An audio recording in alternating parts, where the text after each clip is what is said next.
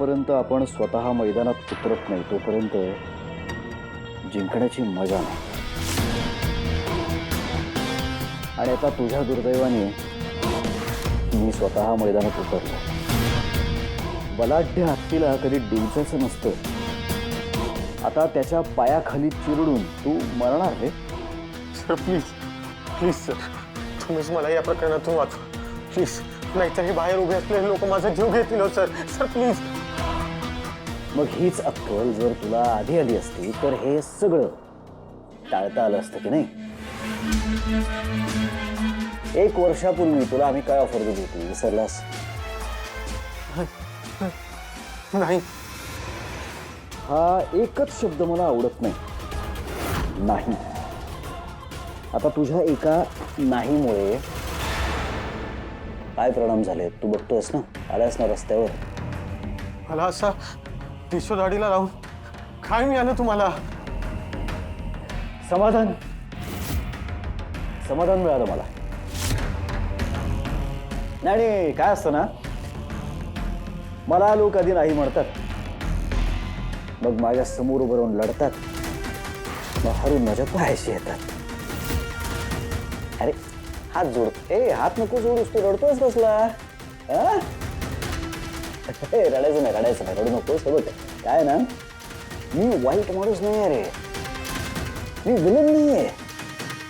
हा, फक्त आपला विचार करण्याचा दृष्टिकोन वेगळा आहे. Okay, people call me villain because I don't play by their rules. माझ्या युद्धाचे नियम वेगळे आहेत. मला माहिती आहे हे सगळं तू केलंय तुझ्या इगोसाठी, पण मी आता पुरता अडकलोय. मला कसंही करून या प्रकरणातून बाहेर काढ. हवं तर माझा क्लास तुझ्या क्लासेसमध्ये मर्ज कर, पण प्लीज प्लीज प्लीज मला वाचव प्लीज प्लीज.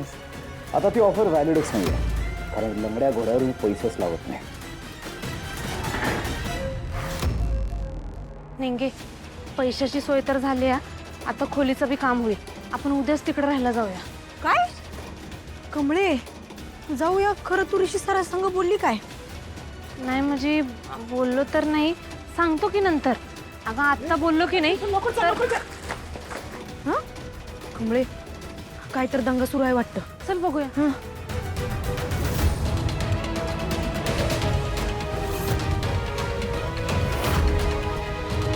आम्हाला न्याय मिळालाच पाहिजे. विद्यार्थ्यांची फसवणूक बंद करा. विद्यार्थ्यांची फसवणूक बंद करा.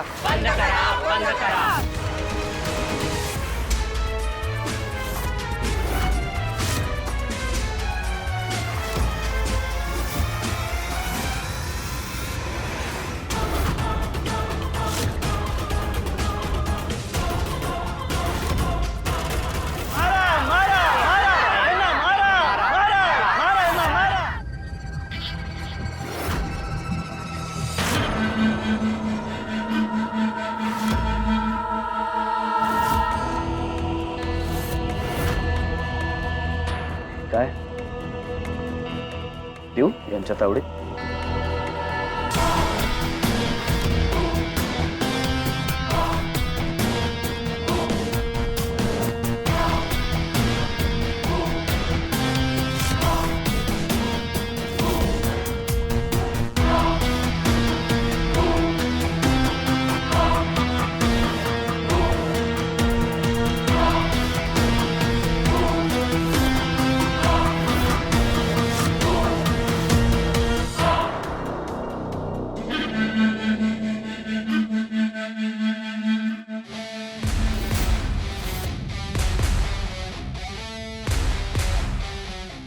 नमस्कार सगळ्यांना, नमस्कार. प्लीज जरा शांत रहा आणि मी जे काही सांगतोय ते ऐकून घ्या. मला तुम्हा सगळ्यांना आता आश्वासन द्यायचं आहे, म्हणजे इथे जमलेल्या सगळ्या पालकांना, सगळ्या विद्यार्थ्यांना आणि सगळ्या मीडियाला सुद्धा, की मी या भ्रष्ट माणसाला प्रोत्साहन देण्यासाठी, पाठिंबा देण्यासाठी इथे आलेलो नाहीये.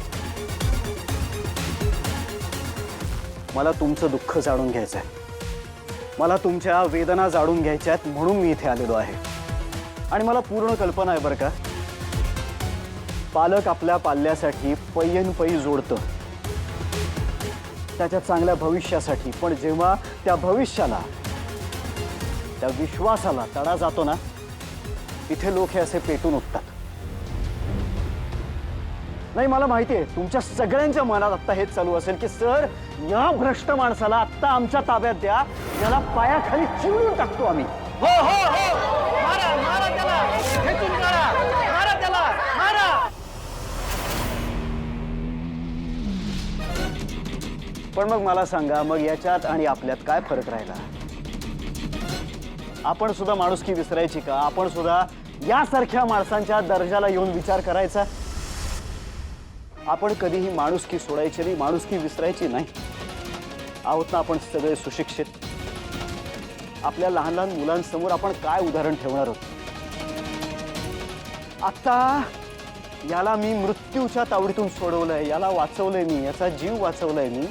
तसंच मला आता तुम्हा सगळ्यांच्या मुलांचं भविष्य वाचवायचं आहे. सर, या क्लासेसवाल्यांनी आम्हाला फसवलंय.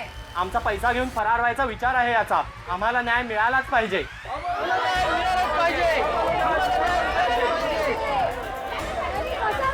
त्याने आमचे पैसे घेतलेत, मारा याला. मी तुमच्या सगळ्या डिमांड्स ऐकल्या. मला सगळं कळलं की तुम्हाला काय हवं आहे, या माणसाला काय शिक्षा व्हावी असं तुम्हाला वाटतंय. सगळं रास्त आहे. तुमच्या मनातला राग, द्वेष सगळं माझ्यापर्यंत पोहोचतं. पण एक सत्य जे कटू आहे ते सांगू. तुमच्या या सगळ्या डिमांड्स चुकीच्या आहेत.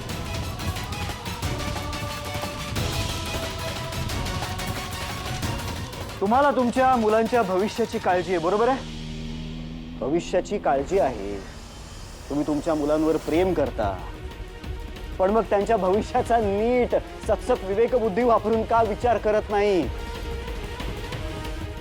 कुठल्याही या असल्या आयऱ्या गैऱ्या क्लासेसवरती विश्वास ठेवून तुम्ही आयुष्यभर कमवलेला पैसा असा उधळून देता.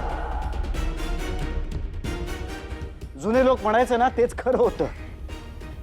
आधी माणूस पारखून बघावा, मग पुढे होणारं नुकसान टळतं. हरकत नाही, आता जे काही तुमचं नुकसान व्हायचं होतं ते झालेलं आहे. पण आता यापुढे नुकसान होऊ नये याची जबाबदारी माझी.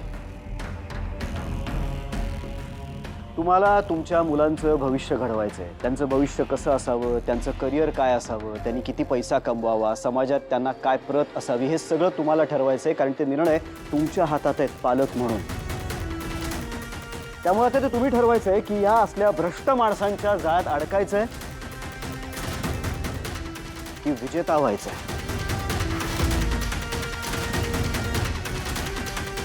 मी तुम्हाला हे आश्वस्त करू शकतो, तुमच्या मुलांचं शैक्षणिक वर्ष मी वाया जाऊ देणार नाही. मला त्यांच्या भविष्याची काळजी आहे. त्यांचे क्लासेस, त्यांचे वर्ग उद्यापासून पुन्हा त्याच जोमाने सुरू होतील.